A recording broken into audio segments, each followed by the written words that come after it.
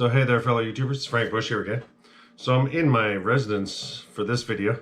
I'm going to do something a little different of, given the sanitary crisis happening in the world and that type of thing. Food security to me is something that should be of a kind of increase of concern as we move through time. And I'm going to show a technique today where I use hydrated lime to preserve eggs, to store them for long-term storage for up to a 2-year period. So if you're interested in that kind of content, stay tuned. So I'm just going to walk through a few of the basic components that I'll need for this project. So here I have a 5-gallon food grade approved container with a lid. It's never been used, it's brand new, store-bought. I've got some distilled water. I've got the hydrated lime here. And I've got 180 eggs. I got 15 dozen eggs. So the thinking really will be these eggs are going to be placed with the smaller side aimed down. I'm going to stack those into the barrel and fill the barrel up with the eggs and set them in place. And then I'm going to take the hydrated lime. I'm going to add about a cup and a half, 2 cups of this to about every liter or so of distilled water. And then I'm going to pour that in on top of the container and fill it so that it covers the eggs completely. So I'll walk through a few of those steps as I go through, but it's a fairly simple process, really. So like I say, I've got my bucket here now. So I'm going to kind of start by tilting it on the side a bit. Like I say, the eggs are normally face down to begin with when they come in the case, but kind of want to set them in. Now, they're a little difficult to keep with the small side pointed down in the beginning. But the more you get in, the more things kind of become easier to do as the eggs start pressing against each other. This isn't critical, but for later on, when you want your eggs to have a nice form and that kind of stuff, when you're cooking them, this just seems to help balance the eggs. Some people are picky about exactly how their eggs sit. So what I'm going to do is just walk around. I'll see if I can kind of keep that in camera's view as much as I can. I'm not used to working in such small spaces of being inside. You know, most of my videos are out doing bushcraft and that kind of stuff. And I just want to take my time and be really gentle setting them in to get them all in place. And in essence, fill it up so that the entire bottom is full with the first layer. And then the second layer will sit on top of it into the pockets in between. So I'm not going to go through that entire filming of that. I'll set in a layer and then just show you as the layers build up, yeah? So then, like I say, as you get to filling the bottom, it might not look perfect. You'll see that there's some extra spaces and stuff where the eggs didn't perfectly fit together, and that's okay. You know, you fit them together best you can, but then setting in the next layer starts to become far easier, because at this point in time, the first layer of eggs is really acting as a base to help you set things in. So it makes it far easier to kind of position and set things. You know, it's only the first couple eggs that are kind of awkward in the very beginning to get them in the exact placement you want. So I'm going to keep walking through, and like I say, just fill this bucket right up as far as I can within reason. You know, obviously I want to give some room for the liquids and that kind of thing, but I'll fill this up with as many eggs as I can and just kind of keep the layers going. Yeah. And just be gentle and take your time, right? You're really just trying to get as many into this bad boy as you possibly can, really. And like I say, I'll just keep going until I either run out of eggs or I run out of bucket. One of the two.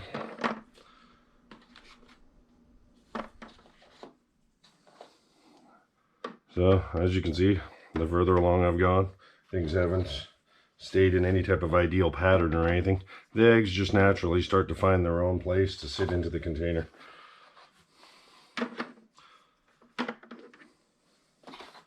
And I'm starting to get lower into the number of eggs I got in my box of the 180. I haven't found any cracked ones or any micro fractures or anything on them. If you find any of your eggs that have any problems with them whatsoever, obviously pull them out of the batch. You want the shells to be solid and firm, and you know, the eggs to be in good state. And the fresher you do these eggs with, the better. You know, if you get them, just get them going right away.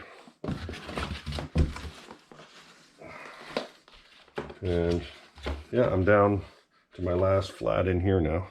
So I should easily have enough room to fit them all inside the 5-gallon bucket. Now these are medium-sized eggs. To give you an idea of the size bearing. If you were doing this with large eggs, you might find it's a little closer to the top, but it's able to comfortably hold the 180 medium-sized ones. So I'll make a quick comment about, you know, this is for storage without any type of refrigeration. You know, obviously, as it goes for any type of prepper foods, you want to have this being stored in a cooler, dry place for maximum, you know, shelf life and that type of thing. But these will hold for about a 2-year period and still be an egg you can use in baking and that kind of stuff. You know, they don't necessarily make the best scrambled eggs and those types of things, but they are completely edible and taste just like a normal egg would. You know, it might not taste quite as fresh when it comes to the flavor. You know, an egg that's fresh that day, if you will, has a really strong egg flavor. They'll subtle off a little bit as they age, but you know, unless you were comparing a fresh egg to one of these side by each when you were cooking them, you'd have a hard time knowing the difference. They really are to that level of usability. And to have things like eggs, you know, when you're in a prolonged grid down situation, you know, food shortage, that type of thing, is always kind of a gain to have. So when it comes to the hydrated lime that I have, I picked that up just at the hardware store. You know, they're about $15 a bag. It's fairly cheap stuff. It's nothing outside of the, you know, norm to be able to access it just about any hardware store, so easily accessible. And the distilled water, it's, you don't have to use it, but you know, the less contaminant you have in the water mixing with the hydrated lime, the better. So I'll kick over to that as my next scene. Yeah, so now next step is really just kind of getting the liquids ready. So like I say, this is hydrated lime from the hardware store. They sell it as pickling lime. You might be able to find it in certain locations, but chemically speaking, it's the same compound. Now this stuff is a really fine white powder, so you want to kind of be gentle with it and stuff so you don't get too much in the air. This stuff will bother your eyes and lungs. It is lime. So I'm just going to take a spoonful of it,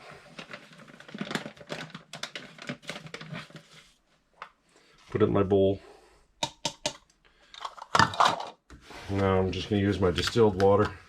I know that's about 4 liters of water. So, you know, this doesn't have to be perfect measurements. It's best to kind of be on the side of the lime heavy, if you will, if you're worried about things, but I'll put in a bit more. Yeah, that'll be right. So now I just want to stir that up and make sure that there's no real powders and it becomes like a very milky color. Hopefully the camera's picking that up, but it looks almost like a 2% milk, and it's got like a skim milk consistency. So I'm just going to stir this up for a minute, and then I'll end up pouring it right onto the eggs. And I'll keep making up batches like this and filling that container until it covers the eggs completely with at least about 1 inch or 2 above the top of the egg line. So then, like I said, I'm going to take that milky mixture that I now have, and I'm just going to pour it right into the eggs. And it's going to take a fair bit more. So I'm just going to keep making off batches until those eggs are completely covered. Same concept over and over again. I'm really trying not to get this lime in too much, you know, on my counter or anything else, because it is corrosive. It's alkaline, right? So, you know, there's people that measure these things to a fine degree and everything else. I'm of the approach of, you know, if you're at all worried, just add in a little bit more lime. It's okay, it's not going to harm the mixture at all. So the hydrated lime can be actually made from eggshells if they're processed down. So with the eggshells, after you kind of go through the preserved eggs, if you will, if you save the eggshells that come off that and process them, there's videos out on how to turn eggs shells into hydrated lime. But you can kind of keep renewing this process of a way to preserve eggs for long term without the use of any refrigeration. This is probably the most effective easily available way of doing these. There is glass water, I believe they call it, and you need other chemicals that can be a little bit more difficult to get. But I'm back at the same point again now that milk water's been stirred. Just keep adding it into my eggs until it's topped up. And like I say, exact same process over and over again. Try not to get any on my floor. It's alright, these socks can bag it, that's fine.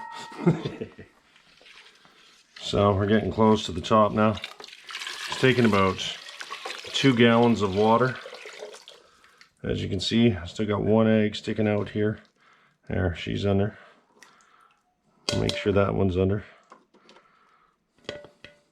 I'll add in a bit more to give it another inch or so, but I'm almost there. Now for this last one, I put in an extra half cup of the hydrated lime.